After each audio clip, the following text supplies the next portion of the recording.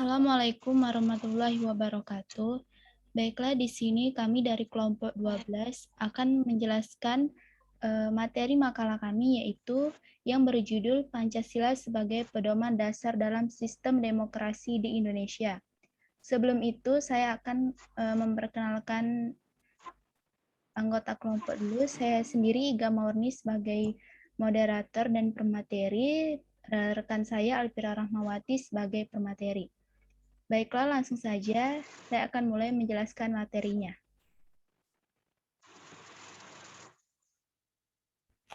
Yang pertama, Sejarah Demokrasi Pancasila. Demokrasi Pancasila adalah demokrasi yang berdasarkan kekeluargaan dan gotong royong, yang ditujukan kepada kesejahteraan rakyat, yang mengandung unsur-unsur berkesadaran religius berdasarkan kebenaran, kecintaan, dan budi pekerti luhur, berkepribadian Indonesia, dan berkesinambungan. Sementara dikutip dari jurnal Agusta, demokrasi Pancasila adalah demokrasi berdasarkan kekeluargaan dan gotong royong yang ditujukan pada kesejahteraan rakyat. Sudarajat mengungkapkan dasar-dasar konstitusional demokrasi di Indonesia sudah ada dan berlaku jauh sebelum tahun 1965. Tetapi istilah demokrasi Pancasila itu baru dipopulerkan sesudah lahirnya Orde Baru setelah tahun 1966. Pada hakikatnya, rumusan demokrasi Pancasila tercantum dalam sila keempat Pancasila, yaitu kerakyatan yang dipimpin oleh hikmat, kebijaksanaan dalam permusyawaratan perwakilan. Masih dalam tulisannya, Sudarajat menyebut bahwa istilah demokrasi Pancasila lahir sebagai reaksi terhadap demokrasi terpimpin di bawah pemerintahan Presiden Soekarno. Pengaruh Soekarno dan Orde Lama mulai meluruh usai terjadinya peristiwa Gerakan 30 September atau G30S PKI pada tahun 1965. Saat Orde Baru lahir, demokrasi terpimpin mendapat penolakan keras. Soeharto yang kemudian menjadi Presiden Republik Indonesia setelah Soekarno. Dalam pidato kenegaraan tanggal 16 Agustus 1967 menyatakan bahwa demokrasi Pancasila berarti demokrasi kedaulatan rakyat yang dijiwai dan diintegrasikan dengan sila-sila lainnya. Hal ini berarti bahwa dalam menggunakan hak-hak demokrasi harus selalu disertai dengan rasa tanggung jawab kepada Tuhan Yang Maha Esa. Nugroho Noto Susanto merumuskan, demokrasi Pancasila adalah kerakyatan yang dipimpin oleh hikmat kebijaksanaan dalam permusyawaratan perwakilan, yang berketuhanan Yang Maha Esa, yang berperi kemanusiaan yang adil dan beradab, yang mempersatukan Indonesia, dan yang berkeadilan sosial bagi seluruh rakyat Indonesia. Kendati begitu, dalam penerapannya selama Orde Baru, demokrasi Pancasila tidak berjalan sebagaimana yang didamba-dambakan. Soeharto menjalankan pemerintahan yang represif dan terkesan manipulatif. Dalam sistem politik Orde Baru, tulis Ajat Sudarajat, jajaran militer yang tidak ikut memilih langsung diberi jatah wakil di DPR atau MPR sebanyak 100 orang atau sekitar 20%. Selain itu, mereka juga menduduki jabatan strategis, baik di kabinet, birokrasi, maupun kegiatan ekonomi. Pemerintahan Orde Baru yang banyak melibatkan militer berusaha membatasi ruang gerak partai politik maupun organisasi yang pro-demokrasi. B. Nilai-nilai demokrasi Pancasila. Terdapat sejumlah nilai moral yang terkandung dalam demokrasi Pancasila, antara lain, 1. Persamaan untuk seluruh rakyat Indonesia. Persamaan bagi seluruh rakyat Indonesia mengacu pada kesetaraan hak dan kewajiban yang dipikul setiap masyarakat tanah air. Kesetaraan ini tidak hanya menyangkut bidang hukum, namun juga ekonomi dan sosial. 2. Keseimbangan antara hak dan kewajiban. Nilai moral ini menjelaskan kondisi warga negara Indonesia yang tidak hanya boleh menerima hak, namun juga memiliki kewajiban yang harus dipenuhi. 3. Pelaksanaan kebebasan yang bertanggung jawab secara moral kepada Tuhan Yang Maha Esa, diri sendiri, dan orang lain. Demokrasi Pancasila membebaskan setiap individu dengan batasan yang bertanggung jawab. Artinya, setiap masyarakat harus memperhatikan hak dan kewajiban dari orang lain dan diri sendiri.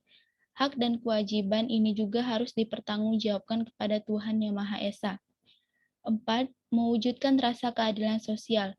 Demokrasi Pancasila berupaya mewujudkan keadilan sosial bagi seluruh bangsa Indonesia tanpa membedakan ras, etnis, golongan, suku agama, dan lainnya. 5. Pengambilan keputusan dengan musyawarah. Pengambilan keputusan harus dilakukan dengan adil, yakni melalui musyawarah. Dengan kata lain, pengambilan keputusan yang tidak boleh mengutamakan kaum mayoritas, namun juga harus menjangkau kaum minoritas. 6. Menjunjung tinggi tujuan dan cita-cita nasional. Demokrasi Pancasila menjunjung cita-cita nasional yang tercantum dalam Undang-Undang RI, di mana Indonesia berupaya menciptakan kebaikan bagi bangsa sendiri sekaligus menciptakan perdamaian dunia. 7. Mengutamakan persatuan nasional dan kekeluargaan. Dalam kehidupan sehari-hari, seluruh warga negara harus mengutamakan persatuan nasional dan kekeluargaan seperti yang dikatakan dalam sila ketiga. Rasa kekeluargaan yang kuat dapat menimbulkan persatuan nasional setiap masyarakat. Persatuan nasional ini dapat mempertahankan negara dari gangguan internal maupun eksternal. Mungkin itu saja materi yang dapat saya sampaikan. Materi selanjutnya akan disampaikan oleh rekan saya, Alvira. Pada Alvira, saya persilakan. Terima kasih pada Saudari Iga. Saya akan melanjutkan materinya. C. Prinsip-prinsip demokrasi Pancasila. 1. Kebebasan atau persamaan. Kebebasan atau persamaan adalah dasar demokrasi. Kebebasan dianggap sebagai sarana mencapai kemajuan dan memberikan hasil maksimal dari usaha tanpa pembatasan dari penguasa.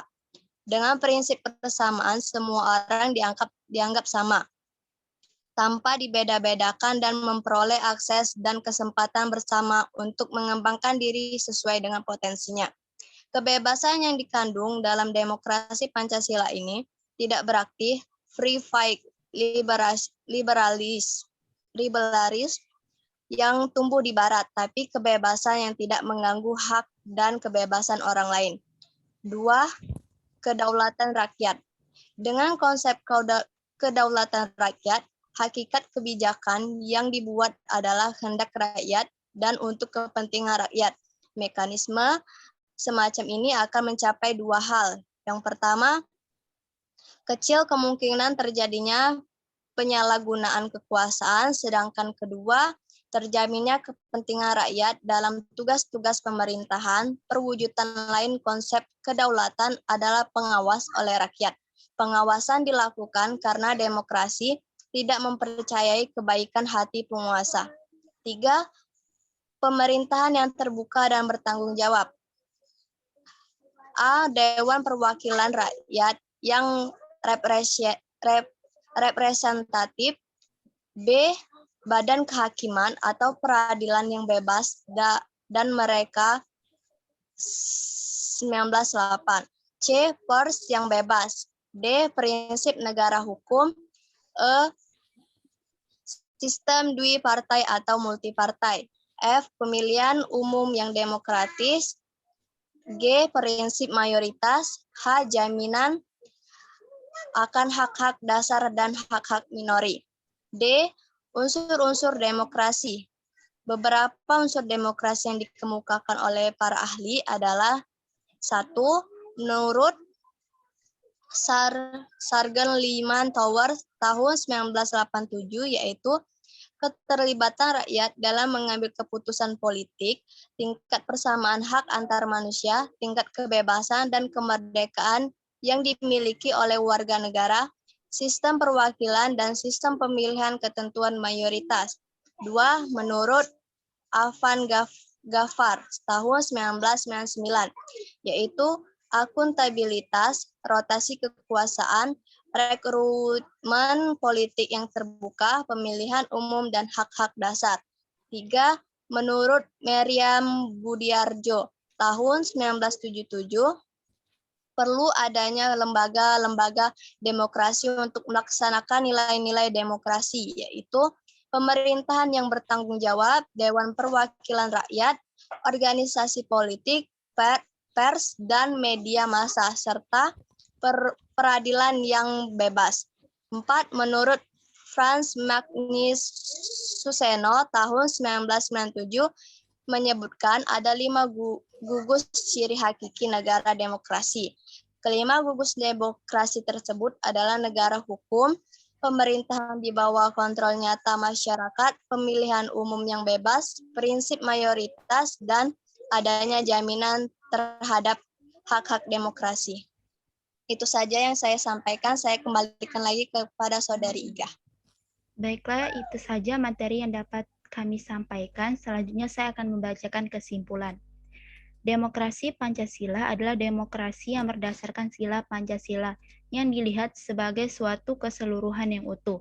Negara Kesatuan Republik Indonesia (NKRI) telah menggunakan sistem demokrasi yang sangat tepat bagi bangsa Indonesia, yang pluralisme adalah demokrasi Pancasila. Hal ini sesuai dengan sila keempat, yakni kerakyatan yang dipimpin oleh hikmat kebijaksanaan dalam permusyawaratan perwakilan.